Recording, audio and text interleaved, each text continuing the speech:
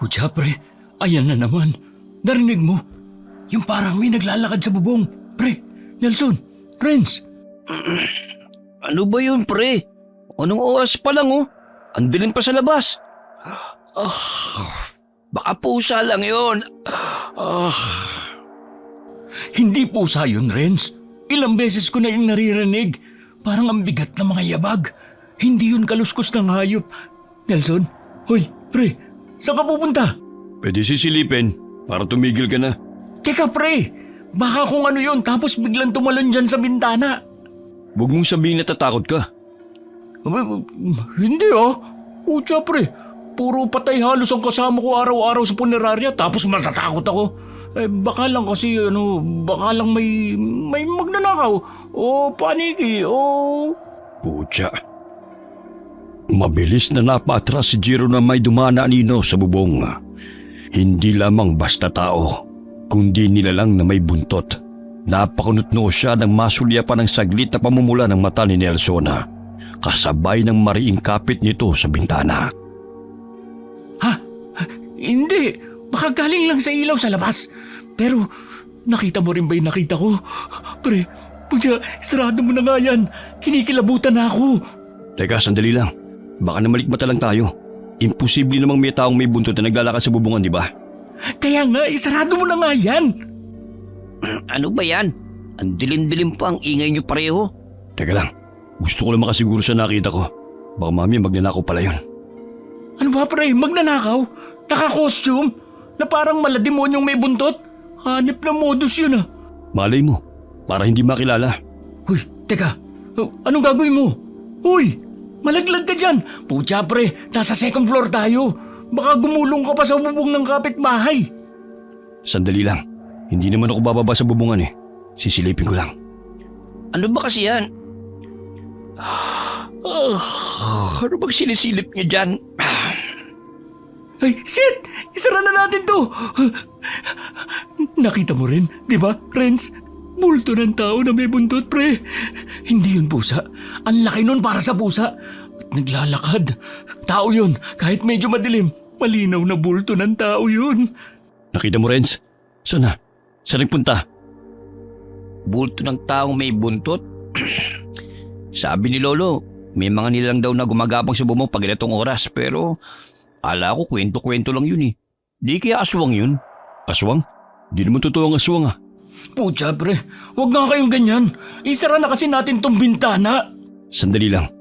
Saan mo nakita, Renz? Nakita kong tumalon papunta sa may karinderya ni naman ng Mia. Ang bilis, pre. Doon siya duman sa may gilid. Yung parte kung saan madalas magugusilian ng mga plato. Pumasok siya sa loob. Hindi ko sigurado. Madilim na kasi ron eh. Pero doon siya tumalon. Baka nga magnanakaw lang yun. Imposible namang may aswang dito sa atin. 2015 na, no? Hoy, saan ka naman pupunta? Nelson! Huhuliin yung magnanakaw. Ano ka ba, pre? Hayaan mo na yun. Baka mamaya aswang nga talaga yun.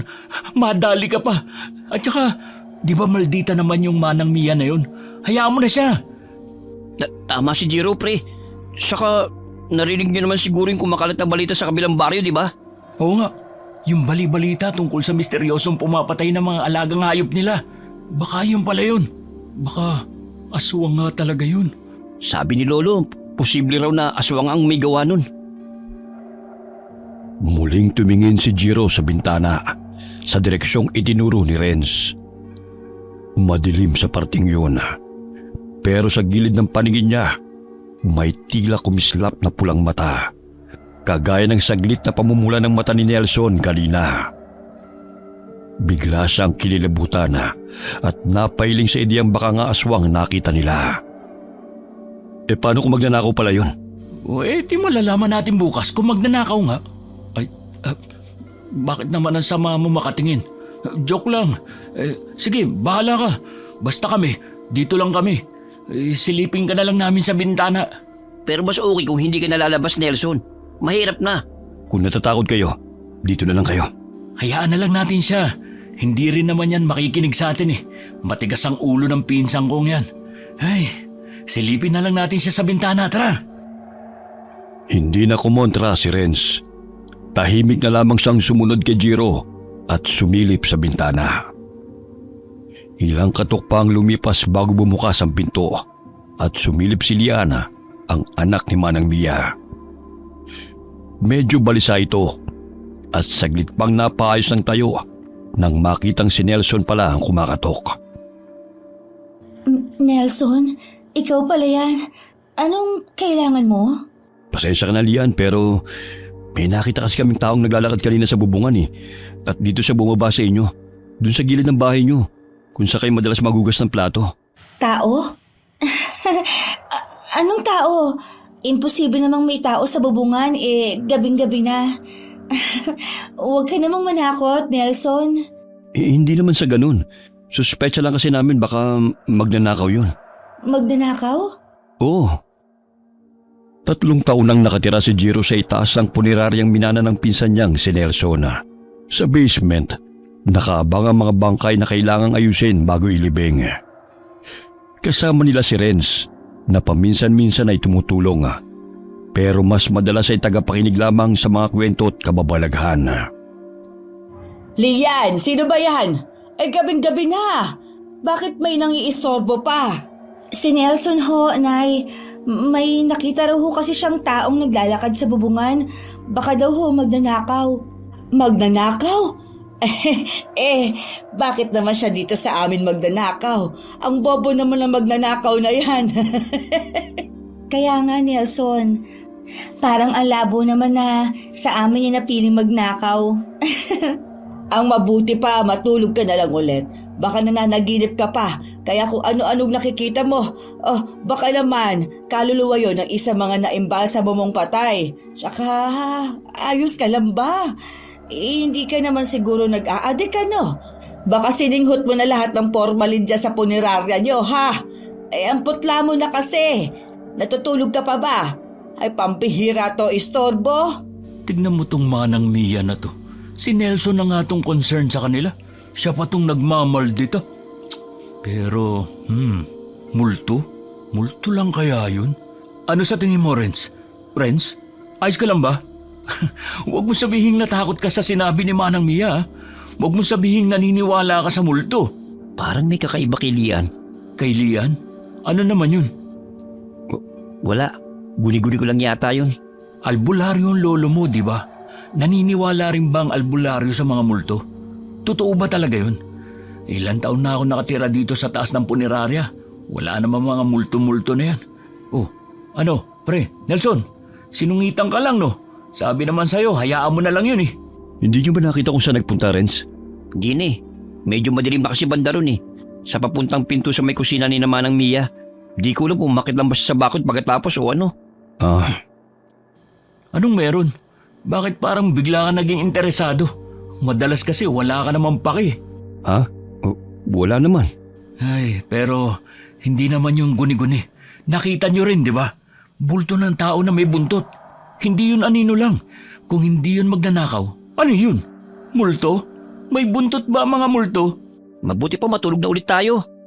Baka ano lang yun, anino. O tumakas lang para makiparty. Alam nyo na, hindi pinayagan ng magulang kaya palihim na lang na tumakas. Isasara ko na itong bintana ha. Pero pre. Mauna na lang kayo matulog. Ha? Saan ka naman pupunta? Nawala kasi antok ko eh. Huwag kang mag-alala. Sa kusina lang ang punta ko. Bigla din kasi ako nauhaw eh. Sige. Bakit parang bigla akong kinilabutan? Pampihira naman. Makakatulog pa ba ako nito? Pinilit na lamang ni Jiro na wag na muling isipin ang nakita't narinig nila. Kailangan niyang matulog. May bangkay pa siyang aasikasuhin kinaumagahan. Pero kinabukasan, ginising siya ng ingay mula sa banyo. Nelson, pre. Ikaw ba yan? Ayos ka lang ba? Ha? Oo. Nagsusuka ka ba ulit? Hindi. Wala to. Ayos lang ako. Sigurado ka ba? Simula na makipag-inuman ka kina Emil sa kabilang baryo ganyan ka na. Nakakabahala na pre. Baka kung ano na yan. Hindi pa naman maganda ang reputasyon ng Emil na yon. Ang dami nga kumakalat na balita tungkol sa kanya eh. Sabi nung iba, may sa pagkaaswang daw. Yung iba naman, drug addict daw. Nagsusuka ba ulit siya? Anong oras na ba? Nasis pa lang ah. Ang aga pa. Ano ba talaga nangyari, pre? 3 araw ka na kasing ganyan eh. Pansin ko rin, mas tahimik ka na rin ngayon at medyo kakaiba. Ayos lang ako. Saan ka pupunta? Inom ng tubig. Nauhaw ako eh. May tubig tayo dito sa dispenser ah. Wala na, naubos na. Ha? Kalalagay ko lang nun ah. Jiro, Bakit? kahapon lang ako nag-refill ng tubig sa dispenser, di ba? Paano naubos na? Inubos niya lahat? Ano ba nangyayari sa kanya? Hindi ko alam, pre. Pero nakakakilabot na siya. Parang laging uhaw na uhaw. Pansin mo, lalo na tuwing umaga. Saka sa gabi rin. Siya rin nakakaubos ng tubig sa babae. Pre, hindi kaya nakadrag si Nelson? Huy, si Raulo to. Si Nelson? Di naman yata, pre. Napansin mo ba yung mata niya? Medyo namumula, di ba? Normal lang naman yun dahil bagong gising. Ikaw nga rin namumula mata mo. Hindi. Iba yung pamamula ng mata niya. Hindi ko na nga lang pinansin kanina kasi magagalit na naman yun. Pansin ko rin naging mainitin na rin ang ulo niya simula nun. Kagabi rin, nakita kong saglit na pumula ang mata niya. Paranoid ka lang, pre. Tigilan mo rin kakaisip ng kung ano-ano. Ang mabuti pa, gising na rin naman tayo. Tara na kinaman ng Mia. Mag-almusal na tayo. Bukas na ba sila? Siguro. Maaga naman sila nagbubukas eh. Bahala na nga. Nagkasundo sina Jiro at Renz na bumaba na para magtungo sa karinderya ni Manang Mia. Pagbaba nila sa sala, naabutan nila roon si Nelson na nakaupo sa monoblock, nakayuko at may namumuong likidong tumulo mula sa labi niya. Nelson, ayos ka lang? Teka lang, pre. Naglalaway ka ba? Ha? Hindi. Yung tubig lang yun. Nabulunan kasi ako eh. Sigurado ka, pre? Pre, siguro dapat magpatingin ka sa doktor o kaya sa lolo ko. Albularyo yun. Sasama na kita. Hindi na pre. Ayos lang talaga ako. Pinagpapawisan ka eh. May sakit ka ba? Nilalagnat ka ba? Ayos nga lang sabi ako eh. Ang kulit. Teka, concern lang naman kami. Hayaan na lang muna natin siya. Sige, maiwan ka na muna namin. Sumunod ka na lang pag okay ka na. Tara na, Renz. Baka hindi na maganda yung gising niya dahil kagabi. Di ko talaga maintindihan yung topak ni Nelson eh. Concern lang naman ako sa kanya. Tayo. Pucha pre, tingin ko talaga may ginawa yang sila Emil kay Nelson. Baka may hinalo sila sa alak o anuman. Pansin ko nga rin parang nagbago siya eh. Medyo moody. Mahirap basahin ang mood niya. Malaman ko lang talaga kung anong pinainom nila Emil kay Nelson. Mapapatay ko talaga sila. Magkakasama na tayo mula pa pagkabata. Hindi naman ganyan ang pinsang kong yan eh. May mali talaga eh. Parang patagal ng patagal, pa-weird siya ng pa-weird. Saka kagabi, medyo nagulat ako nung bigla siyang bumaba. Hindi naman padalos-dalos na tao si Nelson eh. Di ba kilalang adik si Emil? Hindi kaya drinag siya? Una yung gaw. Di ba may paraan para malaman kung drinag ang isang tao? Ha? Hindi ko alam. Apo ko ng albularyo, hindi ng doktor. Di ba may kumakalat na chismis tungkol kay Emil? Naswang daw ang pamilya nila. Oo, at kalat na rin na may pagka-adik yung Emil na yan. Teka nga, bakit mo natanong? Ha? Wala naman. Ang bango. Dito pa lang, amoy na amoy ko na yung masarap na luto ni Manang Mia. Ewan ko ba pre, pero yung mga pagkain nila Aling Mia, kakaiba. Kakaiba sa sarap. Tipong parang kumikilang pa siya sa mata ko. Lalo tuloy ako nagutom eh. Good morning, Lian. Mukhang masarap yan ah. Para sa amin ba yan? Morning. Oh, ano nangyari kay Jiro? Ba't parang bad trip ka ngayon, Jiro? Paano? Yung si Nelson, hindi ko magets. Ang weird niya. Simula nung makipag-inuman siya doon kila Emil, kakaiba na siya. Paanong kakaiba? Kanina kasi, Nelson! Oh, ayos ka lang ba? Parang namumutla ka. sumunod pala siya. Susungit-sungit pa, susunod din pala. Pahingi nga akong tubig. Tubig? Tubig? Wala ba kayong tubig sa inyo? Magandang umaga, Manang Mia. Huwag mo akong mabati-bati ng maganda umaga, Renz. At kulang ako sa tulog dahil dyan sa istorbong si Nelson na yan. Ano ba naman kasi ang trip niya? Nangatok ng gabing-gabi dahil may tao daw sa bubong namin? Totoo yun, Manang Mia. May nakita nga ho kaming bulto ng tao sa bubong kagabi. At hindi ho kayo maniniwala. Yung nakita namin bulto ng tao, may buntot. Pagkatapos sabihin niyo ni Jiro, bigla silang napalingon sa ingay ng nabasag na baso. Nabitiwan naman ni Lian ang basong may lamang tubig na sana'y ibibigay para kay Nelson. Agad tumayo si Jiro upang tulungan si Lian. Pero bago yun, napansin niyang saglit ding natigilan si Manang Mia. Tulungan na kita. Oh, ayos ka lang ba? Nanginginig ka, Lian. Ayos lang ako. Nadulas sa kamay ko yung baso. Medyo mamantika kasi. Mamantika? Oo. Pahingin na ako ng tubig. Oo. Sandali lang. Ay, uhaw na uhaw lang, Nelson. Wala ba tubig sa inyo? Naubos na eh. Pero, kakaduribo lang ng tubig kahapon. Ako na dyan, Jiro. Baka masugatan ka pa. Hayaan mo na yan. Ito ng tubig mo, Nelson.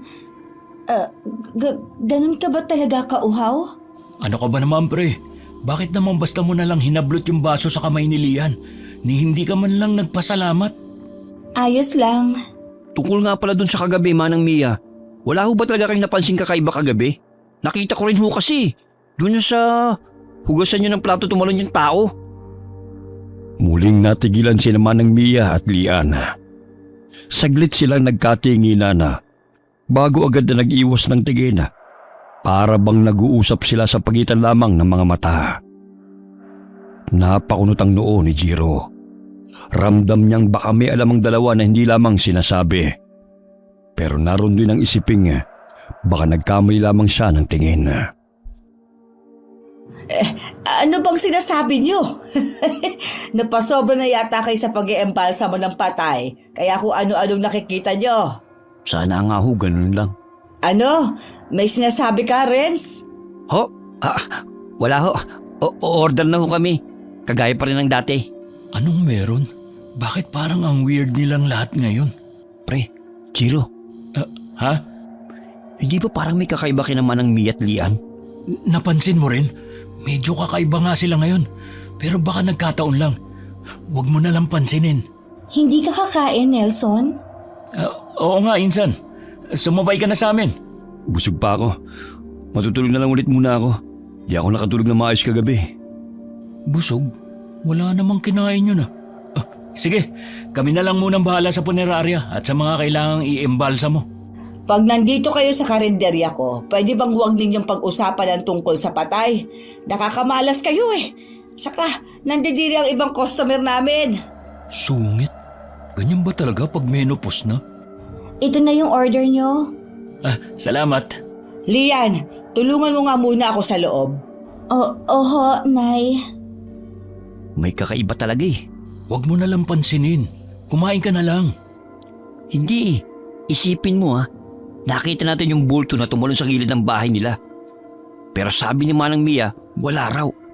Tapos, di mo ba napansin yung tinginan nila ni Lian kanina?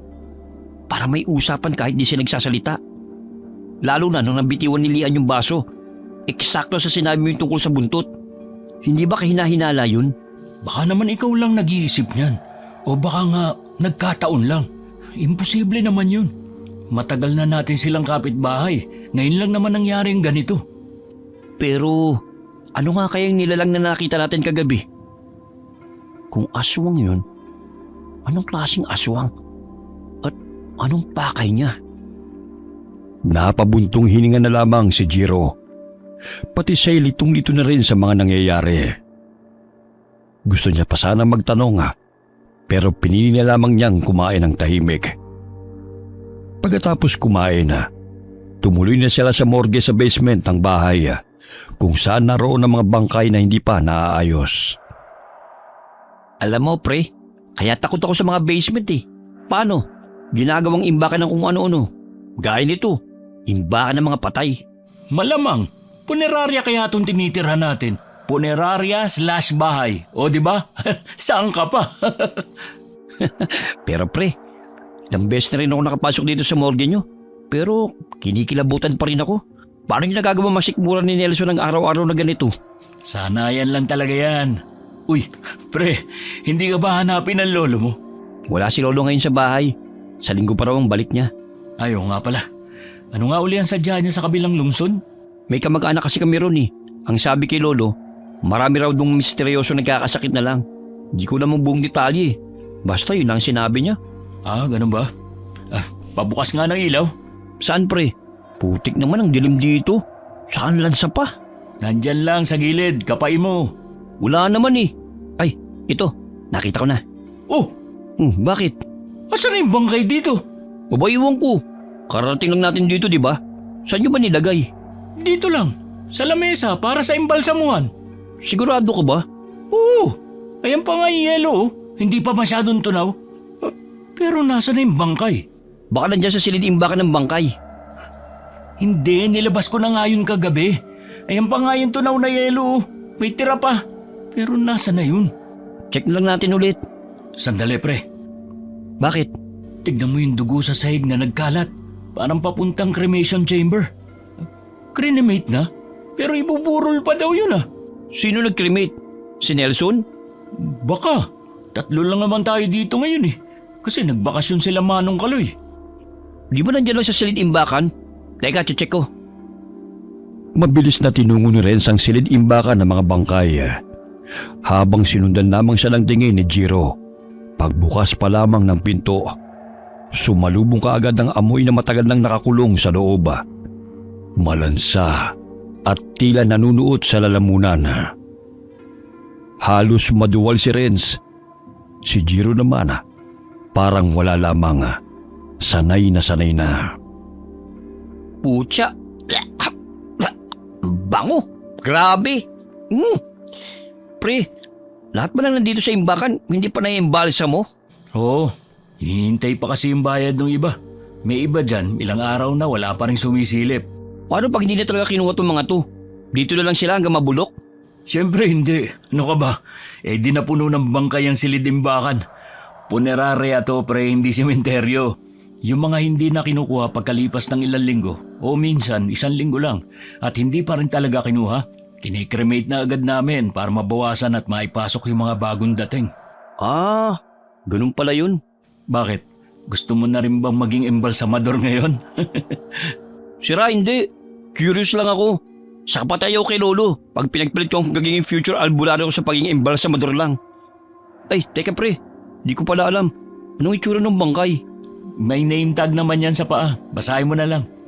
Manong Isko ang pangalan. Ihanda ko lang yung mga gagamitin ha. At kung sakali mang gustuhin mo nang maging kagaya ko, magsabi ka lang.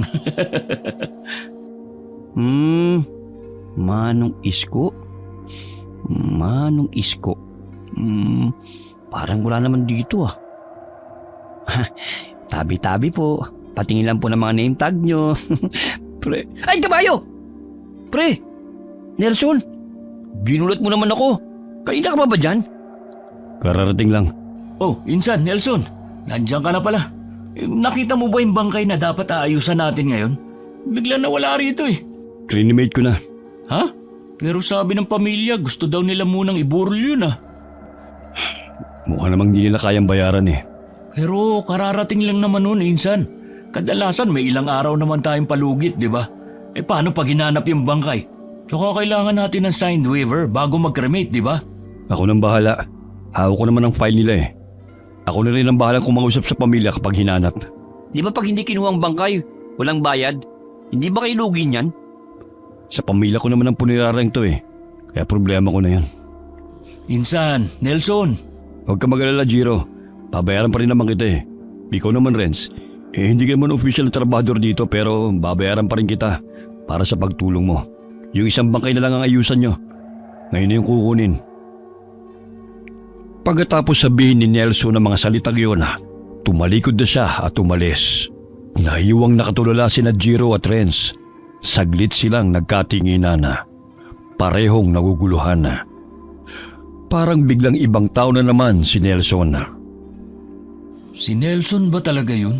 Hindi naman siya ganun, di ba? Oo nga eh. Parang biglang ibang tao na naman siya. Saka ano raw?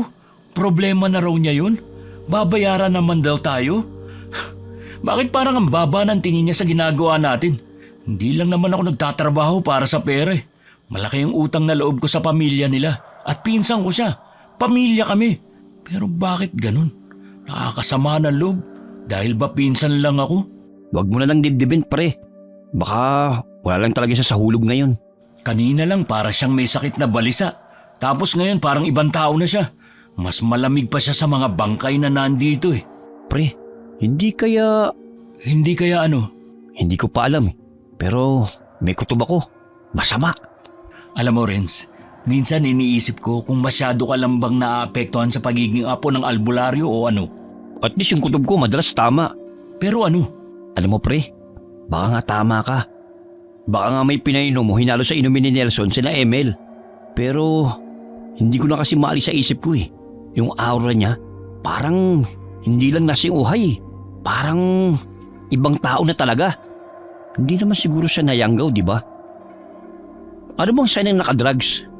Ewan ko, pre. Pero sabi ng iba, pag nakadrugs, parang lutang. Minsan matamlay, minsan naman sobrang hyper. Madalas din paranoid o mainitin ang ulo. Bakit? Iniisip mo rin ba na baka nga nakadrugs siya? Posible. Kasi tugma yung mga senyales eh. Pero kasi, posible ring nayanggaw siya. Pero duda ko na baka nayanggaw si Nelson. Nayanggaw? Ano yun? Yung hinawaan ng pagkaaswang. Ha? Hindi pa siya aswang talaga. Pero unti-unti na. Pwedeng dahil sa laway, dugo, o kahit anong likid yung galing sa aswang. Minsan nga raw kahit sa pagkain lang eh. Tapos, mapapansin mo na lang, parang hindi na siya yung dati. Iba na kumilos. Iba na tumingin. Parang may nakitira ng ibang nilalang sa loob niya. Ano ka ba, Renz? Baka naman napaparanoid ka na. Kanina ako ang panay sabing paranoid ka lang. Ngayon baliktad na. Ako nang sinasabihan mo. Ang imposible naman kasi, pre. Aswang? 2015 na, pre. Baka may dinaramdam lang talaga si Nelson. Mas posible pang ang nadrag siya kesa na aswang. Saglit na natigilan si Jiro nang maalala ang pagpula ng mata ni Nelson na ang madalas nitong pagsusuka tuwing umaga. Ang matinding pagkauhaw nito sa tubig. At higit sa lahat, ang nakapagtatakang hindi pagbaba ng timbang nito sa kabila ng kawalang gana sa pagkain. Marin siyang napailing. Huwag na nga natin siya pag-usapan. Tulungan mo na ako ilabas yung isang bangkay na kailangang ayusan. Ay, mabuti pa nga. Alin ba rito? Ito. Oo, ito yun. Pakuha ng stretcher. Dito ka. Ako dyan sa kabila. Bibila ako 3 Sabay natin siyang buhatin. Sige. Okay. 1, 2, 3. Teka sandali. Ayan. Okay na. Baka ikaw na mag-isa, pre. Kaya mo to? Hindi. Madalas si Nelson o si Manong Kaloy yung katulong ko. Pag wala talaga, itong stretcher lang na to ang katulong ko. Kaya mo na ba mag-makeup ngayon ng patay? Ikaw na lang. Baka mamaya, imbis na magmukha siyang payapa, multin pa ako niya sa sama ng loob eh. Oo. Naalala mo yung minake-upan mo dati? Putik, pinagkatiwala ko pa yun sa'yo. Kala ko naman marunong ka. Muntik pa tayong masumpa ng pamilya dahil nagmukhang clown yung patay. Oo nga, naalala ko yun. Sige na, punasan muna natin siya ng tubig na may antiseptic para siguradong malinis at hindi mangamoy. Sige, ako na dito sa braso niya. Sa buong proseso ng pag-aayos, tahimik lamang sila. Wala nang nagtangkang magsalita. Maya-maya'y dumating si Nelson kasamang kukuha ng bangkay. Bagamat seryoso pa rin ang mukha niya, mas maliwalas na ito kaysa kanina. Kahit papano, bahagyang lumuwag ang dibdib ni Jiro. Tapos na ba yan? Nandiyan na yung sasakyan ng kukuha. Hindi ba tayo maghahatid nito? Hindi na raw. Sila lang daw ang kukuha. May sasakay na raw yung pamangkin nung namatay. Sige. Teka, sandali na lang. Final touch na lang. Yan. Okay na. Nelson, pwede bang patulong kami? Sige. Manong, baka pwedeng patulong na lang ho kami. Medyo mabigat kasi yung kabaong eh. Hindi naman natin pwedeng idaan dito sa hagdan yung stretcher. Ayos lang ho ba? Pasensya na ho kayo ha. Siya ba yung pamangkin ng namatay? Hindi, siya yung driver nila. Ah, sige. Diyan ho kayo sa kabila ni Nelson. Dapat talaga, no? Meron na kayong elevator o kahit yung elevator pang kabaong lang para mabilis mayakit sa taas. Wala pang budget eh. Business naman to pero minsan parang charitable work na lang. Bibilang akong 3 ah. Sabay natin buhatin. Copy that, sir. 1,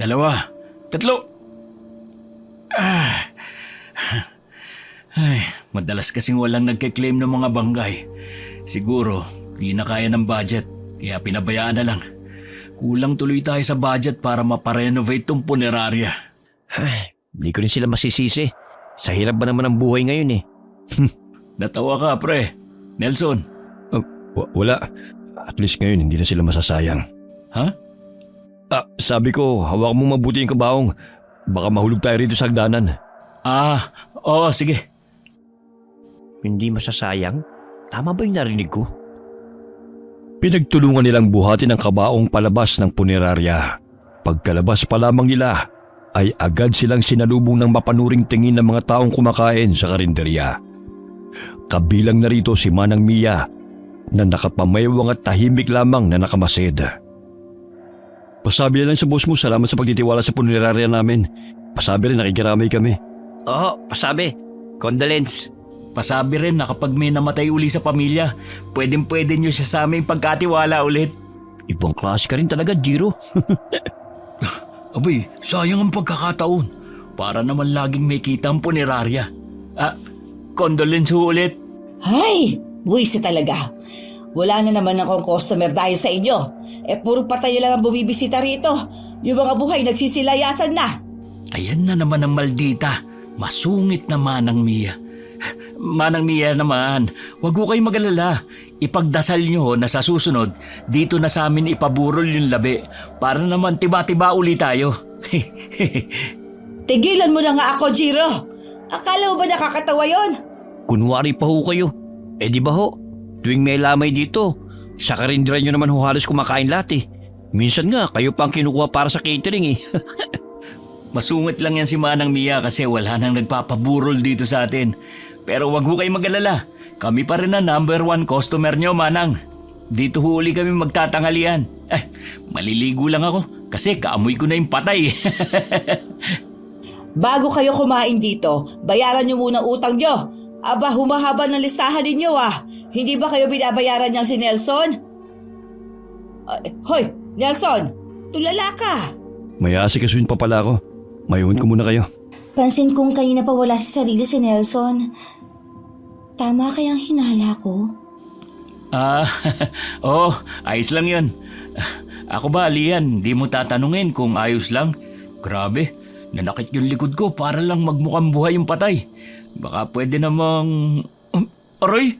Lian, yung mga hugasan doon, hugasan mo na. Oho, Nay. Grabe makabatok to si Manang Mia. Ano bang nangyari doon kay Nelson? Ha? Jiro, dahil ba to doon sa nakita nyo kagabi? Hindi ko rin alam kung ano nangyayari kay Nelson eh. Basta ang weird niya lately. Grabe, sobrang lakas niyang uminom ng tubig. Siya nga lang nakakaubos ng tubig namin eh. Para siyang uhaw na uhaw. Madalas din siyang magsuka tuwing umaga. Minsan din sa gabi. Tapos, atin-atin lang to Manang Mia. Kaninang umaga, parang naglalaway siya. Naglalaway? Oo. Matinding pagkauhaw sa tubig. Walang ganang kumain. Nagsusuka at naglalaway. Ha? Posible nga talaga kayang... Jiro? Uwi lang muna ako, pre. May check lang ako. Babalik din kagad ako. I-check? Ano naman yun? Basta, dito ako matutulog mamaya. Babalik din kagad ako. Ha? O sige, balik ka kagad ha. Ayokong maiwan kasama si Nelson. May sasabihin ka ba, Lian? Lian, tulungan mo na ako dito. Pero, Nay... Lian, ano ba? Nakalimutan mo na ba ang kasunduan natin? Mamaya na lang, Jiro. Ano ba kasi yun? Mabilis na hinila ni Manang Mia si Lian na parang pinapagalitan na. Napakibit balikan na lamang si Jiro bago pumasok at naligo. Pagkatapos maligo, napansin niyang wala pa rin si Renz. Sinubukan niyang hanapin si Nelson pero hindi rin niya ito natagpuan. Kaya mag-isa na lamang siyang tumuloy sa karinderya ni Manang Mia para mananghalian. Saan naman kaya nagpunta yun? Manang Mia, nakita niyo ho ba si Nelson? Hindi. Di ba kayo itong magkasama sa isang bahay? Nakita ko siyang lumabas kanina pero saglit lang rin. Tapos pumasok na agad. Ganun ba? Ay, simula kasi nun nakipag-inuman siya kina Emel doon sa kabilang baryo. Ganyan na siya. Emel? Si Emel yung nakainuman niya? Oo, Manang Mia. Si Emel ho, yung anak ng kilalang matador doon sa kabilang baryo. Si Emil? Bakit? Kilala niyo ho ba si Emel? Sila ho ba yung supplier niyo? Kaya pala ang sarap ng mga putahe niyo, Manang Mia eh. Yung karne kasi nila parang laging fresh. Alam mo yung tipong parang laging bagong katay?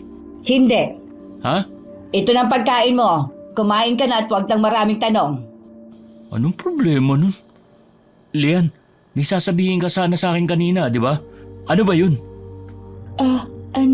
Jiro, kung pwede sana, sabihan niyo si Nelson na umiwas kay Emil. Ha?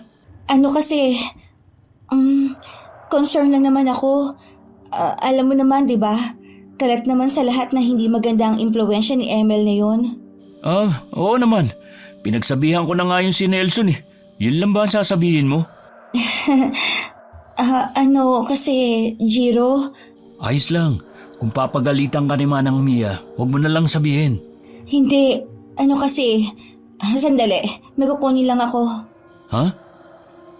Saglit na pumasok si Lian sa loob.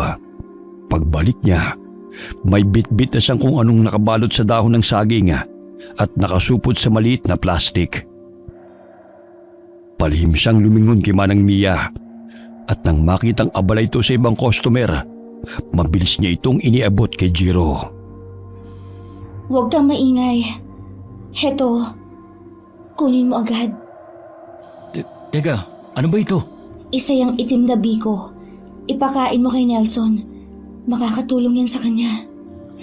Matutulungan? Sa ano? Basta, sige na, itago mo na yan bago ka pa makita ni nanay. Ibigay mo yan sa kanya, ha? Ha? Biko na itim? Para saan naman kaya ito? Masarap kaya ito? Bakit ganito amoy? Parang amoy panis. Pero hindi rin panis. Matikman nga mamaya.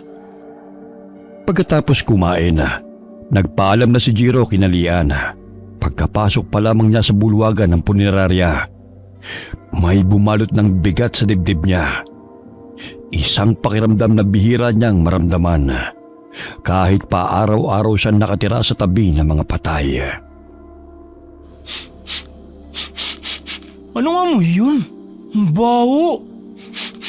May sunog na karne. Parang galing sa basement. May tao ba dyan? Huh? Bakit naman kasi parang ang dilim dito ngayon? Huh? Dugo ba to? Bakit may mga nagkalat na dugo sa sahig? Naglinis na ako dito kanina.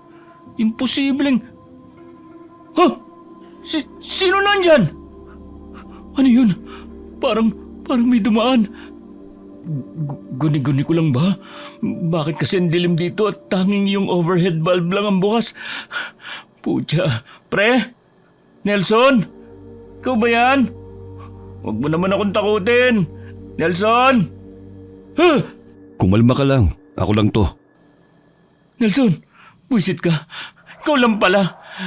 Bakit kasi hindi mo binuksan lahat ng ilaw? Nandito lang naman yung switch oh.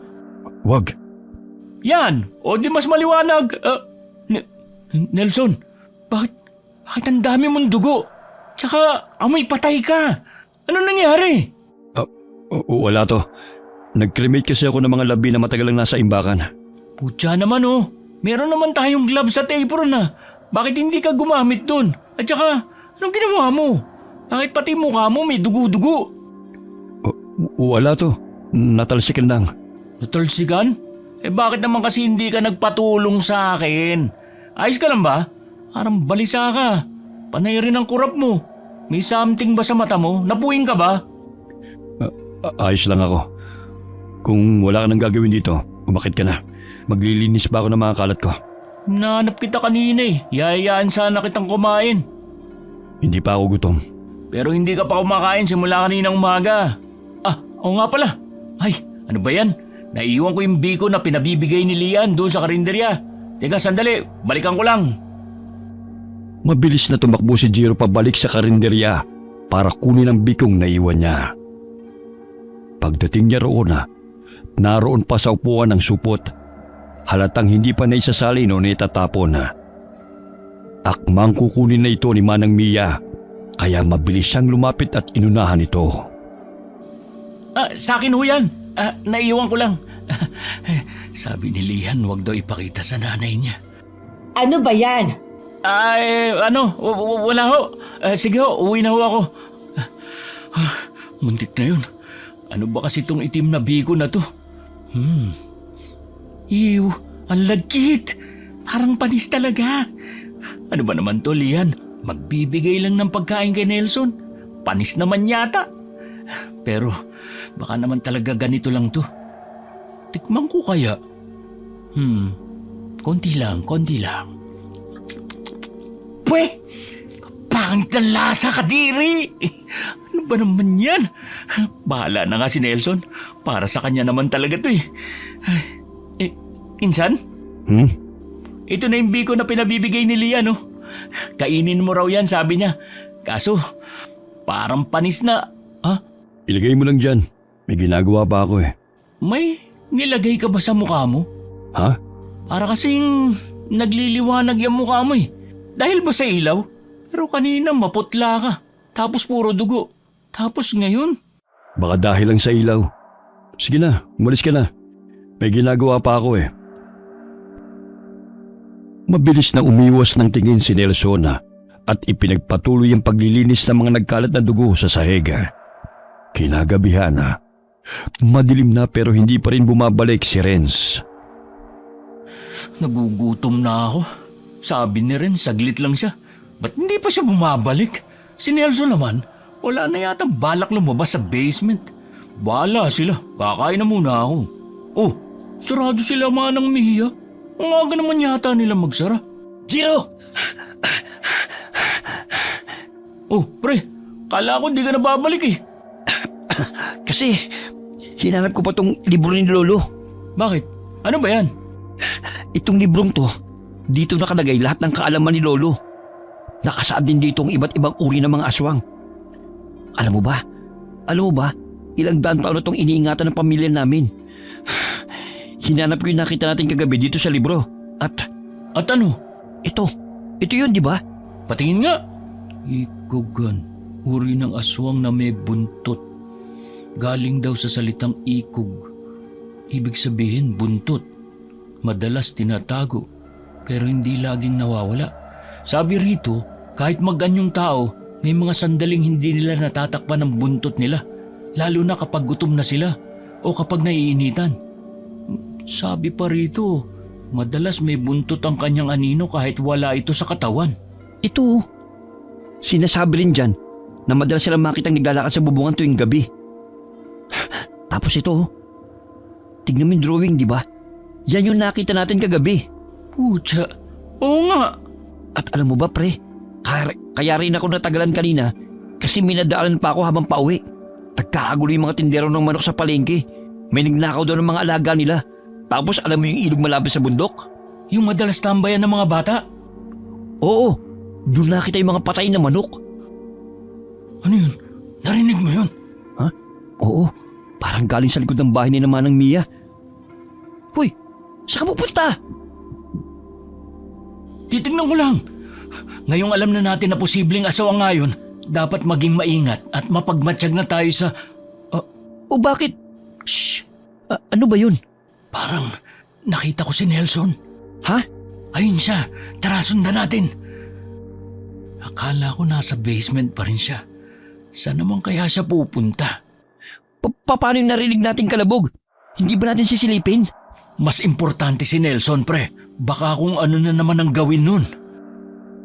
Palihim nilang sinundan si Nelson na para bang wala sa sarili habang naglalakad. Tahimik lamang ito. Diretso ang tingin na hindi lumilingon. Maya-maya'y lumiko ito sa isang makitin na eskinita. At mula roon ay tumawid sa madamong daan patungong malawak na tubuhan sa medyo liblib na bahagi, malayo sa mga kabahayan. Saan ba pupunta yung si Nelson? Anong ginagawa natin dito sa tubuhan? Hindi ko alam, pre. Sundan na lang natin. Para siyang wala sa sarili. Parang na-hypnotize. Teka pre, Bakit? Ano na naman? masama ang kutob ko rito. Naalala mo yung sinabi ko? Na baka nayanggaw si Nelson? Oo. Paano kung totoo yun? Paano kung tama yung kutob ko? Eh di mas kailangan natin siyang bantayan. Pero pre, ang mga taong nasa ilalim ng impluensya ng aswang, walang kontrol sa sarili. Paano kung bigla tayong sugurin ni Nelson? Wala tayong dalang kahit anong panlaban. Tapos paano kung... Shh! Aray! Ba't kuminto? Sino yun? Ha? Alin? Sino? Patingin. Oh, si Manang Mia ba yan? Bakit? Bakit sila magkasama? Wala akong marinig. Teka, anong gagawin mo? Lalapit lang ako ng konti. Wala rin ako marinig. Wag na, delikado. Kung tamang hinala ko na isa ring aswang si Manang Mia, mas malalagi tayo sa panganib pag nagkataon. Malakas ang pakiramdam at pangamoy ng mga aswang, Jiro. Makinig ka sa akin. Apo ko ng isang albularyo. Sige, pero wala man lang ba tayong gagawin? Paano kung hindi pala aswang si Manang Mia, tapos bigla siyang atakihin ni Nelson? Oh, paano kung hindi naman talaga nayanggaw si Nelson at... Shh! Masyado ka naman paranoid. Mag-observe lang muna tayo. Natatakpan ng ulap ang buwan, kaya hindi natin sila ganong maaninag. Wala ba talagang paraan para makalapit tayo nang hindi tayo nakikita o nahahalata? Shh! Walang nagawa sina Jiro at Renz kundi manood at mag-obserba mula sa malayo. May iniebot si Manang Mia kay Nelson, pero sinangga lamang ito ng binata. May ibinulong si Manang Mia bago tuluyang tumalikod. Sakto namang nahawi ang ulap, dahilan para lumitaw ang buwan at masikatan sila ni Manang Mia. Jiro, Bakit? tignan mo yung anino ni Manang Mia. Ha? Oo nga, wala siyang buntot. Pero bakit yung anino niya may buntot? Isa nga siyang ikugan. Yung anino ni Nelson, wala namang buntot. Bakit ganun, Renz? Hindi ko rin alam. Jiro, takbo na. Ha? Si Nelson, kulay pulang mata. Tumutulong lawit nakatingin sa atin. Takbo na, pre! Pucha! Ito na nga bang sinasabi ko eh. Ang kulit mo kasi. Mabilis na kumaripas ng takbo sina Jiro at Renz. Halos mapatid pa sila sa mga tubong na dadaanan. May ilang galos na rin sila mula sa matutulis na dahon. Habang tumatakbo, panay naman ang paalala ni Renz na wag nang lumingon pa. Dito tayo, bilis! Punyeta, yung puso ko. Ano bang problema nun? Hindi ba niya tayo nakilala? Sabi ko naman sa'yo, di ba?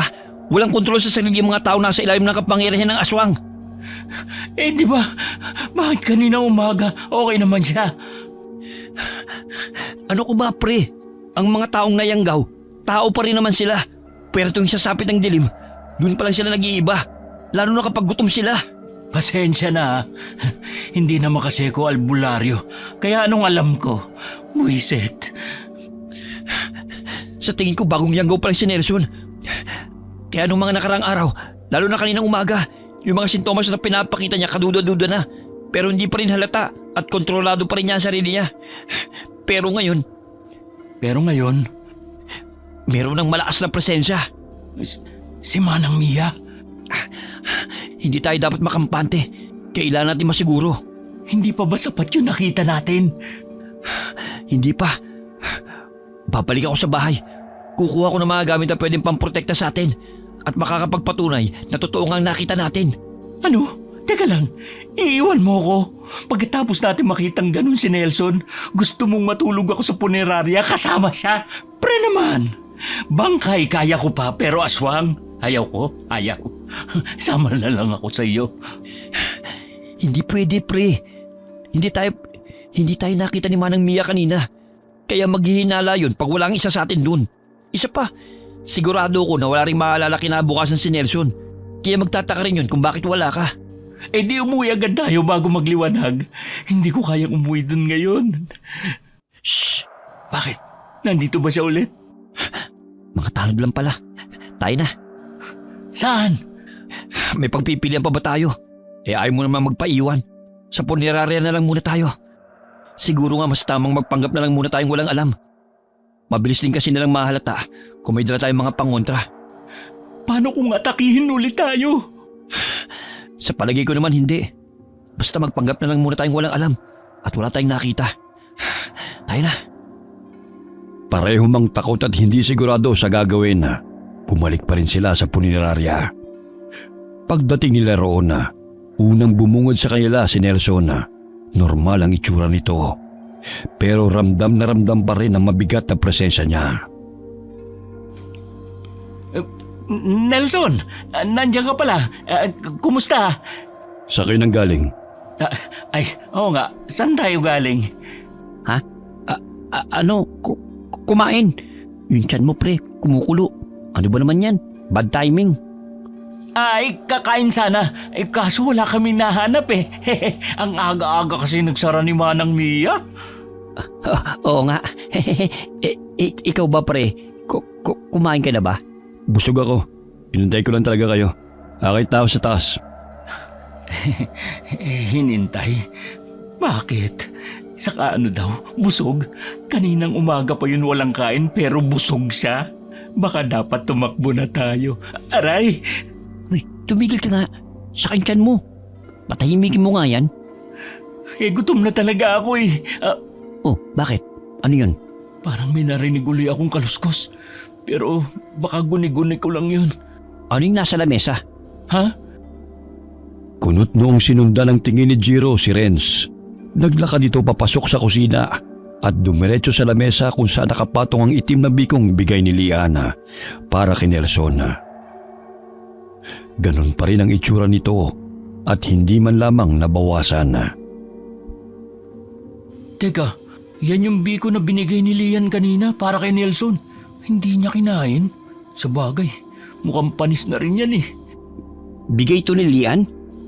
Oo, ang weird nga eh. Bikong itim daw yan. Pero hindi naman yan mukhang biko eh. Mas mukha na siyang ulin sa sobrang itim. Parang nakakita na ako ng ganito dati. Ha? Oo nga pala. Kung aswang nga si Manang Mia, ibig sabihin, aswang din si Lian? Alam mo, bigla ko tuloy na alala. Narinig ko lang sabi nila 40 years old na raw si Lian. Pero kung totoo ngang aswang sila, hindi na nakapagtataka kung bakit mukha pa rin siyang 20 years old. Jiro, Oh, tignan mo to. Sabi dito sa libro, wala daw malinaw na paliwanag kung ano talaga ang bikong itim o kung para saan talaga to. Pero ayon dito, madalas daw tumatagpuan sa mga masukal na kagubatan. Ginagamit daw to ng mga diwata para manlinlang ng mga taong naliligaw o ng mga nagtatangang gambalain sila. diwata? Ibig sabihin, kung meron yan si Lian, isa siyang diwata? Baka. Teka. Naguguluhan ako eh. Kung aswang si Manang Mia tapos si Lian diwata, pwede ba yun? Mag-ina sila, di ba? Isa lang naman ang paraan para masagot natin yan eh. Ano? Kailangan kong madala dito yung langis ni Lolo. Yung tinatawag niyang banas na langis. Kaya nitong tukuyin ang tunay na katauhan ng isang nilalang. Mapaswang, engkanto, duwende, kapre o kahit na ano pa. Banas na langis? Hindi ba banal yun? Hindi, iba pa yun. Banas talaga ang pangalan ng langis. Banas na langis. Tinawag siyang banas kasi literal na nababanas ang mga nilalang kapag napapahiran o nalalapatan ito. Tipo bang parang hindi mapakali, nainitan o nagkakanda bulol-bulol sa sarili kahit wala naman dahilan. Parang ang labo naman nun, pre. May initan lang? Paano kung mainitan lang talaga? Sabi sa akin ni Lolo, kapag naipahid daw yun sa balat ng isang tao, saglit itong ipapakita ang tunay niyang anyo. As in sobrang bilis lang, kaya kailangang alerto ka. Parang ang delikado naman yan. Wala na bang ibang paraan? Meron pa. Ano? Kapag tumingin ka raw ng diretso sa mata ng isang aswang, baliktad daw ang reflection mo dun. Ha? Tignan mo, tumingin ka sa mata ko. Ano nakikita mo? Sarili ko. Normal, di ba? Na parang nakatingin ka lang sa salamin? Oo. Pero, kung aswang daw ang kaharap mo, para kang nagsasalamin sa kutsara. Baliktad ang reflection mo. So, para malaman kung aswang nga si Manang Mia at si Nelson, titingnan lang natin sila sa mata. Tama. Pero malabo yun. Hindi sila nakikipag-eye contact eh. Madalas lang silang nakayuko at parang abala sa ginagawa. Tumitingin lang sila ng diretso kapag malayo ka. Pero kapag malapit ka na, pansin ko, madalas lang silang nakayuko. Yun na nga. Yun ang sign ng... Hindi ba kayo matutulog? Nelson, nandiyan ka pala. Matutulog na rin kami. Di ba, pre? Oo. Mabilis na itinago ni Renz ang librong hawak niya sa likod. Si Jiro naman ay kaagad na tumayo at palihim na sumenyas kay Renz na sabay na silang umakyat para matulog. Kinabukasan na, madilim pa lamang ay nagpaalam na kaagad si Renz na aalis. Hindi pumayag si Jiro na maiwan, kaya sumama na rin siya kay Renz. Nelson, gising ka na pala. May bibilin lang kami ni Renz. Babalik din kami kagad. Oo, sasamahan ko lang siya. Tara na, bilisan mo. Mukha naman siyang walang naaalala. Mabuti kung ganun. Halika na, bilis. Paglabas nila ng punerarya, agad nilang naramdaman ang malamig at kakaibang ihip ng hangin. Napatingin si Jiro kay Manang Mia at gulat siyang makitang nakatitig ito sa kanya. Hindi na ito yung karaniwang mataray na aura. Ngayon, seryoso at matalim ang tingin. Sapat para tumindig ang balahibo ni Jiro. Anong klaseng tingin yun? Magandang umaga. Mag-aalmusal ba kayo? Yung usal ba ulit? Hindi. Lian, napansin ko lang. Wala ka palang guhit sa pagitan ng ilong at labi mo, no? Ha? Ano bang sinasabi mo dyan? Galing. Para kang si Mona Lisa. Pasensya ka na, Lian. Mauna na kami. Tara na. Ano ba yun? Ano bang trip yun? Hindi nga sa tao, pre. Ano? Paano mo naman nasabi yun? Bakit nga ba ngayon ko lang napansin yun? Ang alin ba, pre? Ang sabi ni Lolo, ang mga nilalang na galing sa kabilang mundo, mga engkanto, lalo na yung mga diwata, madalas wala silang guhit sa pagitan ng ilong at labi. Wala silang philtrum. Kasi hindi sila nilikha gaya natin. Hindi sila tao. Pero kailangan pa rin natin makasiguro na tamang hinala ko. Tara, bilisan na natin.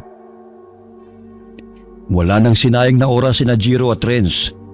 Agad silang nagtungo sa bahay ni Renz para kunin ang bagay na kailangan nila. Saka mabilis na bumalik sa punerarya bago pa makahalata at magduda sina Nelson. Pre, hindi ba nila mahahalata to? Hindi yan. Kaya nga bumili tayo ng bawang di ba? Para kunwari mag-aadobo lang tayo nitong baboy na binili natin. Pero dahil anong oras na rin, sa karinderya na lang tayo kakain. Pagkaabot nila ng order, doon natin sasadyaing hawakan ng kamay nila. Pero siyempre, bago yun, maglalagay muna tayo ng langis sa mga palad natin. Sige, bahala na. Pero teka pre, gumagamit naman sila ng bawang, di ba? Yung mga pagkain nila, kumpleto sa rekado. So, paano natin masisiguro na tatalab pa rin tong bawang? Kung totoo nga ang hinala natin, hindi malabong ginamitan lang nila ng salamanga mga pagkain o ang mismong rekado nito. Pero ilang taon na rin tayong kumakain sa karinderya nila Kaya sa tingin ko, hindi pangyayanggaw ang motibo nila. Pero ano kaya? Pre, malapit na tayo. O sige, ito na. Maglagay na tayo. Uy, konti lang ha. Para hindi tumulat, hindi halata. Tatalab naman yan kahit konti lang Ang mahalaga, lumapat sa balat nila. Ayan, okay na. Wala nang atrasan to. Sige, tara na. Ay, nakakapagod. Manang Mia, pa-order nga ho kami yung lagi ho naming ino-order. Lian! Bawang ba yan? Magluluto kayo? Oo. Balak ho kasi namin mag-adobo Kaso gutom na rin ho kami. Kaya dito na muna kami kakain. Pre, palagay nga muna ako rin sa sulok. Ha? Oo. Saka pahingi na rin ho ng sabaw, Manang Mia. Salamat ho. Lian, yung usual daw nila. Ito na. Ang bilis ah. Salamat, Lian. Ngayon na. Bago pa man tuluyang mailapag ni Lian ang plato sa lamesa, sinalubong na kaagad ito ni Renz. Dahilan para mahawakan niya ang kamay ni Lian. Agad na nagbawi ng kamay si Lian na parang napaso. Tumilapo ng plato at halos matulala na lang sila Jiro at Renz nang biglang magbago ang itsura ni Lian. Sorry. Ano ba yan, Lian? Hindi ka nag-iingat. Ang bilis. Pero nakita mo, di ba? Oo, ang bilis. Pero nakita ko, wala namang halos nagbago pero yung tenga niya, matulis. Yung mata niya, kulay puti. Ganun ba talaga ang itsura ng isang diwata? Sabi ni Lolo, wala naman daw halos pinagkaibang diwata sa tao. Ang kaiban lang, makapangyarihan sila. Si Manang Mia kaya? Ano kaya ang totoong mukha niya? Palihim na sinulya pa ni Jiro si Manang Mia. Pagharap nito, bitbit ang mangkok ng sabaw. Sinubukan niya makipag-eye contact. Pero sa baba lamang nakatingin ang matanda. Bago pa niya mailapag ang sabaw, sinalubong na ito ni Jiro. Pero imbis na mahawakan ang kamay ni Manang Mia, natapon ang sabaw sa kamay niya. Shit! Ang init! Ang init! Tubig! Tubig! Teka lang, ito. Ay! Shit! Ano ba kasing ginagawa mo?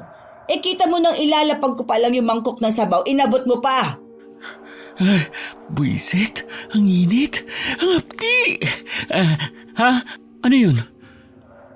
Parang galing sa puneraryang ingay, pre. Si Nelson! Napaso ka. Hindi ho. Ayos lang ako. Hindi na masakit. Umupo ka. Gagamutin natin yung paso mo. Tara na, pre. Wala na tayong oras para sa paso mo. Baka ano nangyayari kay Nelson. Manang Mia? Halos lumuwa sa gulat ang mata ni Jiro nang hawakan niya ang braso ni Manang Mia gamit ang kamay na may langis. Para sana alisin ang kamay nitong nakadakma sa paso niya. Sa isang kisap mata, bigla na lang nagbago ang itsura nito. Nagmukha itong isang malademonyong itsura. Hindi ka na pwedeng umalis. Nakita mo na, hindi ba? Manang Mia, bakit hindi ako makagalaw? Ano nangyayari? Renz! Nay! Ako na ho ang maglilinis ng natapon. Doon na ho kayo ulit sa kusina. Ako na ho rito. Ano bang ginagawa mo, Lian? Wala ho ito sa kasunduan natin. Wala kang karapatang suwayin ako. Magpapasalamat rin ho kayo sa akin dahil dito. Tandaan nyo, hindi ho kayo pwedeng mabunyag sa iba. Nay. Maswerte ka sa ngayon, Jiro. Muntik na yun. Jiro, ano ba nangyayari sa'yo? Tulala ka, pre. Ha? Umalis na kayo. Oo. Naguguluhan man si Jiro, nagpatianod na lamang siya nang hilahin siya ni Renz papasok sa punerarya. Hindi niya may paliwanag, ngunit pakiramdam niya ay saglit siyang napasok sa isang ilusyon gawa ni Manang Mia, kung saan nakita niya ang tunay nitong anyo. Hoy, pre, tulala ka. Sabi ko, doon ko sa basement narinig ang ingay. Baka ako si Nelson yun. Ha? Ha? Yan lang ba kaya mong sabihin? Ano ba nangyayari sa'yo? Hindi mo ba nakita yung kanina? Anong kanina? Yung biglang pag-iba ng anyo ni Manang Mia nang mahawakan ko ang kamay niya. Parang isang segundo lang yun pero totoo yung nakita ko. Hindi ako namalikmata. Nahawakan mo ba? Nakatulala ka lang naman doon kanina. Hindi, pre. Siya yung nasa bubong. Yung may buntot. Siya yun. Nakita ko mismo. Nahawakan ko yung kamay niya. Si Nelson. Naniniwala ako sa'yo, pre, pero kailangan muna natin puntahan si Nelson. Kaibigan pa rin natin siya. At pinsan mo, pre. Oo. Shh. Nelson? Nelson, pre? Nandiyan ka ba sa ibaba? May kaluskus ulit. Alam ko kung saan galing yung kaluskos na yun. Ha? Saan? Sa imbakan! Tara, bilis! Mabilis na nagtungo sina Jiro at Ren sa basement kung saan naroon ang imbakan ng mga bangkay. Pagdating nila roon, nakapatay ang lahat ng ilaw maliban sa isa. Bukas ang pinto ng imbakan at mula rito nagmumula ang mahinang liwanag. Dahan-dahan silang lumapit. Hindi na nag-abala pang buksan ang mga ilaw. Ang baho. Tsaka, bakit ang daming langaw? Dumoble pa ang amoy ng langsa ngayon. Shh! Naririnig mo yun? Oo, parang kumakain. Nelson? Baliw ka ba? Bakit mo tinawag? Paano kung hindi siya yan? Paano natin malalaman kung hindi ko tatawagin? Shh! Parang tumigil yung tunog. Nelson? Nandiyan ka ba? Shit! Sa sobrang takot, naitulak ni Jiro si Renz palapit sa naging aswang na si Nelson. Kumikislap ang pulang mga mata nito sa dilim at may hawak pang bituka mula sa bangkay sa imbakan. Patras na naglakad si Renz, nanginginig, nakataas ang mga kamay sa harap ni Nelson. Nelson, ako to pre. Hayop ka, Jiro. Bakit mo ko tinulak? Pasensya na, nataranta ako eh. Teka pre, Nelson, ako to, si Renz. Ano ka ba? Hindi ka na niya kilala. Gamitan mo na langis. Nasa bulsa mo, di ba? Oo, shit, Oh, bakit? wala dito. Nahulog ko yata. Ang bobo mo naman, pre. Bakit ngayon pa? Nelson, good boy ka naman, di ba? Insan, ako to. Ay, lintek. Renz, tumakbo na tayo. Wala na siya sa katinuan. Tara na, bilis! Biglang humakbang si Nelson palapit. Hindi ito kumikibo, pero nanlilisik ang mga mata habang tumatagas ang dugo mula sa mga daliri. Akma na sanang tatakbo sina Jiro at Renz nang biglang sumulpot si Lian, pero hindi ang Lian na kilala nila. Kumukutitap ang katawan nito. Parang liwanag na hugis tao at tila anino na lang ang natirang presensya niya. Lian, teka, nananaginip ba ako? Kung ano-ano na lang ang nakikita ko. Patay ka na ba? Pre, nakikita ko rin siya. Kanina, si Manang Mia, biglang saglit nag-iba ang itsura tapos si Nelson parang hindi na siya. Ngayon naman si Lian. Ano ka ba? Multo ka na ba? Bakit ka nagliliwanag? Huwag kayong matakot. Hindi ko kayo sasaktan. Hindi gaya ng iniisip ninyo. Isa akong diwata. At si Nelson, huli na para pigilan pa ang pagkaaswang niya. Anong ibig mo sabihin? Wala na talagang pag-asa para bumalik siya sa dati? Patawarin niyo sana ako kung nahalata ko lang kaagad. Kung mas malakas pa rin sana ako gaya ng dati. Baka hindi na ito nangyari. Mas malakas? Gaya ng dati? Teka lang, Lian. Nalilito na ako. Pwede bang linawin mo pa? Isa akong diwata. Pero matapos matalo sa digmaan ng aking angkan sa kamay ng mga ikugang aswang, ako ang naging kabayaran. Nawala ang halos lahat ng kapangyarihan ko at nakulong ako sa isang kasunduang maging alipin, sunod-sunuran kay Manang Mia. Si Manang Mia, siya bang yung manggaw kay Nelson? Hindi. Si Emel. Siya ang may kagagawan niyan kay Nelson. Si Emel? Hayop na Emel yun. Sinasabi ko na nga ba may ginawa siya kay Nelson eh. Pero wala kayong laban kay Emel, kaya kalimutan niyo na siya. Ano? Pagkatapos ng ginawa niya kay Nelson? Basta na lang namin siyang kakalimutan? May punto si Lian, Jiro. Hindi lang basta aswang si Emel. Kasapi rin siya sa malaking sindikato rito sa bayan. Kaya hindi lang to laban sa kapangyarihan o kaalaman. May kasamang batas. At mga tiwaling politikong sila rin mismo nagpapatakbo ng sindikato. Kung may magagawa man tayo laban kay Emel, mas mabuting ipagkatiwala na lang natin yun sa batas. Naniniwala ka sa chismis?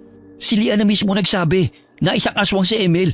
Hindi rin malabong totoo nga ang adik siya at kasapi sa isang malaking sindikato. At hindi naman magiging chismis kung walang nakakita o nagpakalat, di ba? Putya naman pre, paano si Nelson? Kailangan ninyong mailayo si Nelson. Hindi si Emil ang tunay ninyong kalaban, si Manang Mia. Si Emil ay isang busaw, isa sa mga mahihinang uri ng aswang. Delikado, pero hindi kasing lakas ni Manang Mia. Si Manang Mia ay isang ikugan, makapangyarihan, sakim at mas mapanganib kaysa sa mga tulad ni Emil. Kaya umalis na kayo, isama niyo si Nelson. Ano? Isasama namin si Nelson ng ganyan? Tignan mo nga siya, baka atakihin kami niyan. Hindi ba kayo nagtataka kung bakit hindi niya pa rin kayo inaatake hanggang ngayon? Yun ay dahil nasa ilalim na siya ng kapangyarihan ni Manang Mia. Eh di mas lalo kaming delikado niyan. Hindi, dahil tutulungan ko kayo. Oo, mahina na ang kapangyarihan ko ngayon.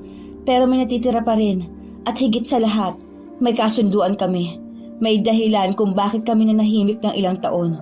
At kung bakit dito kami tumira. Hindi ko na kailangang ipaliwanag ang lahat. Dahil yon ang mahalaga ngayon. Basta, sundin niyo ang sinasabi ko. Dumaan kayo sa likod. May daan doon, di ba? Paano mo nalaman? Hindi na yun mahalaga. Wala nang oras. Mawawala ng epekto ng pinakain ko kay Manang Mia. Umalis na kayo. Bilisan nyo. Huwag kayong mag-alala. Hindi naman kayo sasaktan ni Nelson hanggang busog siya. Bahala na nga. Napangiwi na lamang si Jiro sa itsura ni Nelson. Pikit mata niya itong nilapitan at hinawakan. Hindi ito gumalaw. Nanatiling nakatayo habang nanilisik pa rin ang mga mata. Inabot ni Jiro ang isang puting telang nakatabon sa isang bangkay at itinabon yun sa ulo ni Nelson. Renz, tulungan mo ko. Nakatulala ka na lang dyan. Huy! Ha? Oo. Dali, dito tayo dumaan. May daanan sa dulo ng basement, palabas doon sa may tubuhan. Parang shortcut. Doon tayo dadaan, kahit maliwanag pa sa labas. Hindi tayo mahahalata ng ibang tao dahil tago at masukal ang daan doon. Saan natin siya dadalhin? Anong saan natin siya dadalhin? Eh di sa bahay nyo. Kung may ligtas man na lugar laban sa isang aswang, yun ay walang iba kundi sa bahay ng albularyo. Tama. Kung nandito lang sana si Lolo, matutulungan niya sana tayo. Renz, ano ka ba? Wala na tayong panahon para umiyak o matakot. Apo ka ng isang albularyo, tandaan mo. Magiging isang ganap na albularyo ka rin pagdating ng araw. Isipin mo na lang to bilang pagsubok mo. Oo. Halos lakad takbo ang ginawa nila habang hila-hila pa rin si Nelson. Pumasok sila sa makapal na tubuhan at doon dumaan. Mabuti na lang at malayo sa ibang bayang tirahan ni Renz, kaya't madali nilang naipuslit si Nelson. Bilis, isarado mo mabuti ang pinto. May lubid ba tayo? Itali natin si Nelson. Oo, meron. Sandali lang. Hanapin ko lang dito. O ito. Sige, tulungan mo ko. Iupo natin siya roon sa bangko at itali. Sige. Nelson, pasensya na pre pero kailangan ka naming itali. Para na rin to sa'yo at para sa amin. Yan. Diyan ka na muna ha. Pasensya ka na talaga, Nelson. Sabi ko naman kasi sa'yo na huwag kang magsasama kay Emil eh. Nakipag-inuman ka pa. Sandali lang pre. Kukunin ko na yung buntot pagi ni Lolo at ilang pangontra niya. Sige, bilisan mo. Dito na lang muna ako at magbabantay. Ilang oras na rin ang lumipas at nag-aagaw na ang dilim at liwanag sa dapit hapon. Ilang saglit pa, bigla na lamang nagwala si Nelson. Nagsisisigaw ito at pilit na kumakawala mula sa pagkakatali. Utya pre, ano nangyayari kay Nelson? Hindi ko alam. Yung langis mo, kumukulo. Ha? Oo nga. Isa lang ang ibig sabihin nito. Nandito na si Manang Mia. Jiro, maghanda ka. Ito, ikaw na ang gumamit itong buntot pagi. Ayoko, ikaw nang gumamit niyan. Itong itak na lang sa akin. Masanay ako rito kaysa sa buntot pagi. Sige, lagyan mo na lang yan itong langis para mas epektibo. Tignan na lang natin kung makakalaban pa siya kapag nalatayan at naitak yan. Anong gagawin natin kay Nelson? Paano kung maputol niya yung tali? Hindi yan. Jiro! Alam kong nariyan si Nelson. Ipaubaya niyo na siya sa akin para wala na tayong problema. Manigas ka, Manang Mia. Hindi ka lang pala basta malditang kapitbahay. Kampong ka pa ni Satanas. Kaya ba ayaw mong pinag-uusapan ng mga patay? Dahil baka mabuking ang lihim mo? Dadaan ka muna sa akin bago mo makuha si Nelson. Hindi ko ibibigay ang pinsang ko sa'yo. Mga hunghang! Hindi na siya ang pinsan at kaibigan na kilala mo, Jiro. Kauri ko na siya.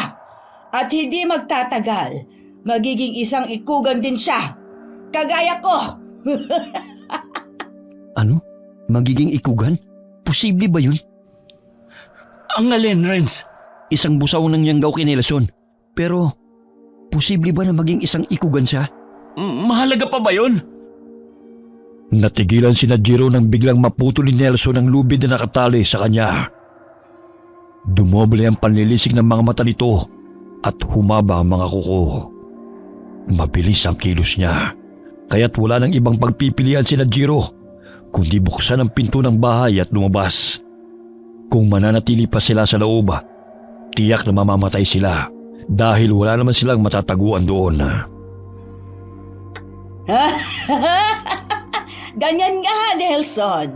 Sila ang handog kong buhay. Kainin mo sila. Lasapin mo ang init ng kanilang mga dugo. Nang sa gayon ay lalo kang lumakas. Muli nating buhayin ang angkan ng mga ikugan. Hibang ka na! Tama naman ang Mia. May kasunduan tayo. Lian, ano nangyari sa'yo? Bakit bigla kang tumanda? Yan ang kabayaran ng kasunduang nilabag niya. Jiro! Ilag! Renz! Bago pa man makakilos si Jiro, mabilis na siyang niyakap ni Renz at sabay silang bumagsak sa lupa. Agad na tumindig si Renz at gamit ang buntot page, buong lakas niyang hinagupit si Nelson. Sa paningin ni Jiro, bigla itong nag-iba. Mas mabilis, mas sigurado ang kilos. Para bang hindi lang basta siya apo ng albularyo, kundi isa na siyang ganap na albularyo. Jiro! Hindi ako makahinga. Bitiwan mo ko. May kasabihan nga tayo, di ba? Ano nga yun? Don't let your guard down. Mamatay ka! Jiro! Renz! Sa likod mo! Nelson! Tama naman ang Mia! Kasabay ng sigaw ni Liana, biglang umihip ang isang malakas na hangin, sapat upang tangayin si Manang Mia at maputol ang pagkakasakal niya kay Jiro.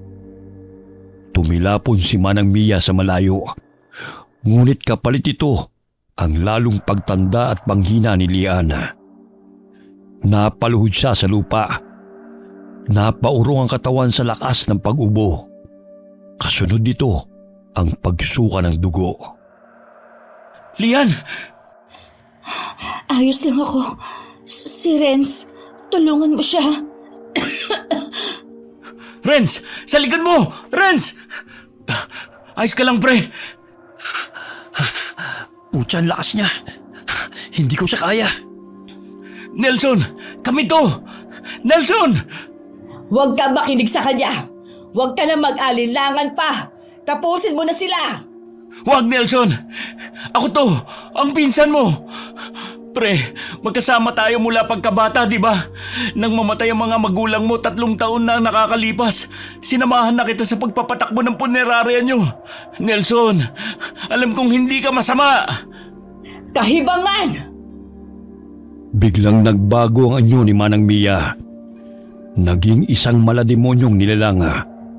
Humaba ang kanyang buntot na sumasayad sa lupa. Nakakapangilabot sa takot ang itsura niya. Sa isang iglap, sumugod siya kay Jiro. Ngunit bago pa siya tuluyang makalapit, biglang humarang si Nelson at nagbanggaan ang dalawa. Nelson! Ayos ka lang ba, Jiro? Ayos lang ako, pre. Ikaw, tumalsik ka kanina. May masakit ba sa'yo? Wala to. Kaya pa. Si Lian, lapitan natin.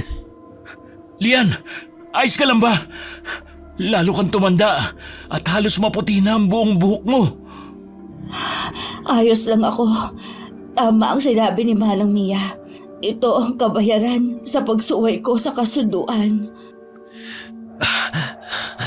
Sa tingin nyo, matatalo kaya ni Nelson si Manang Mia? Hindi malabo yon. Ang dahilan kung bakit matagal kaming nanahimik ay dahil parte yon ng kasunduan. Hindi kayang lumaban ni Manang Mia ng matagal dahil habang ginagamit niya ang lakas at kapangyarihan niya, mas lalo siyang nangihina. Magaling kung ganon. Mas madali na para sa atin na patayin siya. Wag, nakikiusap ako. Aalis kami rito. Lilisanin namin ang lugar na ito at hindi na magpapakita. Huwag niyo lang siyang patayin. Ayaw mo bang makawala na sa kasunduan? Mabubuhay ka ng mas malaya. Hindi. Hindi mo naiintindihan, Jiro. Hindi mo siya kailangang patayin. Ako na ang bahala sa kanya. Ako na ang tatapos sa gulo na to. Ako na ang tatapos sa laban ng angkan namin. Yun lang ang tanging paraan para makalaya ako. Sigurado ka? Kaya mo pa ba, Lian? Isa akong diwata. Tumandaman at nanghina. Hindi pa rin ako isang karaniwang nilalang. Mamatay ka na! Wag! Biglang nagliwanag si Liana at sa sobrang tindi ng liwanag, napapikit na lamang si Jiro at napatakip sa kanyang mga tenga dahil sa matinis na tunog. Nang unti-unting humupa ang liwanag at ingay, saka lang siya naglakas loob na dumilat. Pagdilat niya, wala na roon sina Lian at Manang Mia. Naiwan na lamang si Nelson, walang malaya, nakahiga sa malamig na lupa. Nelson, pre, ayos ka lang. Pre, gising. Nelson! Asa na sila? Renz, si Nelson, patay na ba siya? Buhay pa siya, pre. Nahimatay lang. Ano ba nangyari? Saan sila nagpunta? Yan din ang tanong ko eh. Pero sa tingin ko, dinala na siya ni Lian sa mundo nila. Kahit papano, ligtas na tayo. Eh si Nelson, ano na mangyayari sa kanya? Si Lolo nang bala sa kanya pagbalik niya. Tsako, matutulungan siya ni Lolo. Akala ko, matapang na ako dahil hindi ako takot sa mga patay. Pero may mas nakakatakot pa pala. Ay, at least tapos na. Si Nelson na lang. Gutom ka na naman ba, pre? Kumukulo na ang tiyan mo eh. Hindi pa nga tayo nag-almusal, tanghalian, at wala pa tayong hapunan. Anong tingin mo sa tiyan ko, robot? Pucha, isang araw na tayong walang kain. Sige na, tulungan mo muna akong buhatin si Nelson papasok sa loob. May saging doon. Yun na lang muna ang kainin natin. Sige, pwede na yun. Hoy, saan ka magpunta? Tulungan mo muna ako kay Nelson. Kailangan ko ng lakas para mabuhat ko siya. Kain muna tayo! Pambihira ka talaga oh. Ay, Nelson, tsaka muna. Nanginginig na rin kasing kalamnan ko sa gutom eh. Hindi nga ako namatay sa aswang. Baka sa ulcer pa ako mamatay. Pagkatapos kumain, saka pa lamang nila ipinasok si Nelson sa loob ng bahay. Inihiga nila ito sa kama na may banig at pinagtulungan nila itong linisan at ginamot ang mga sugat. Pre, pahiram naman ang damit mo. Ang lagkit ko ni at may dugo-dugo pa tong suot ko. Sige pre, kuha ka lang dyan sa damitan ko. Eto pre, pwede ba? Oo, sige lang. Ano yan nilalagay mo sa sugat niya? Halamang gamot. Ito yung ginagamit ni Lolo kapag nanggagamot siya. Buti lang may tira pang naiwan dito. Ay, siguro mas okay din kung dito muna si Nelson. Ako na lang muna ang bahala sa punerarya. Ayos lang ba sa'yo, pre? Ikaw na muna ang bahala sa kanya. Oo, walang problema. Dadalaw-dalaw na lang ako dito madalas. Oo, linggo na rin naman bukas eh. Kaya sigurado akong pauwi na yun si Lolo. May pag-asa pa kayang bumalik sa dati si Nelson? Oo naman pre. Magaling na albularyo kaya ang lolo ko. Kinaumagahan na, bumalik si Jiro sa punerarya. Una niyang napansin ang saradong karinderya ni Manang Mia. Tahimik, walang kahit sinong naroon at tila matagal nang iniwan. Ayon sa mga kapitbahay, umalis daw si Manang Mia at Lian at mukhang hindi na ito babalik pa. Hindi alam ni Jiro kung paano nila nalaman at kung anong bersyon ng kwento ang kumalat. Marami pa sana siyang itatanong pero hindi na siya nag-ungkat pa. Ang mahalaga na lamang sa kanya, wala na ang aswang nilang kapitbahay. Pagdating ng lolo ni Renz, agad nitong ginamot si Nelson. Binigyan rin ito ng pangontra upang mapigilan ang tuluyang pagsumpong ng pagkaaswang nito. Ngunit dahil bago pa lamang siyang nayanggaw, may mga pagkakataong natatakam pa rin ito sa mga bangkay, lalo na sa gabi. Mabuti na lamang at tama rin ang naging hula ni Nelson. Tuluyan na ngang inabandona ang mga bangkay ng mga naging biktima niya at wala ni isang kamag-anak ang muling naghanap sa mga ito. Lumipas ang ilang taon at tinupad nga ni Lian ang pangako niya. Hindi na muling nagpakita sa kanila at hindi na rin muling bumalik si Manang Mia. Nagkaroon na rin ng bagong may-ari ang bahay at karinderya na dati nilang pagmamayari. Ayon sa mga chismis, ito raw ay nabiling mura matapos itong iabandona.